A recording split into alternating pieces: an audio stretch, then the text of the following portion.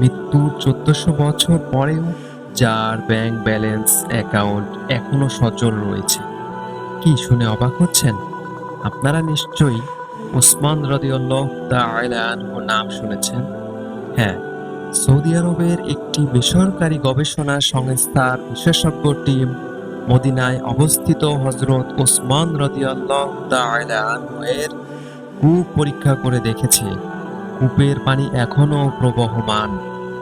এরপরই সৌদি সংস্কৃতি মন্ত্রণালয় হযরত ওসমান বিন আফফান রাদিয়াল্লাহু তাআলা আনহু এর কূপ পুনরুদ্ধারের জন্য একটি ব্যাপক পুনরুদ্ধার প্রকল্প শুরু করেছিলেন ২০২১ সালে। ২০২৪ সালের জানুয়ারিতে এই কূপটি পুনরুদ্ধার সম্পন্ন করেছে বলে ঘোষণা করেছে মন্ত্রণালয়।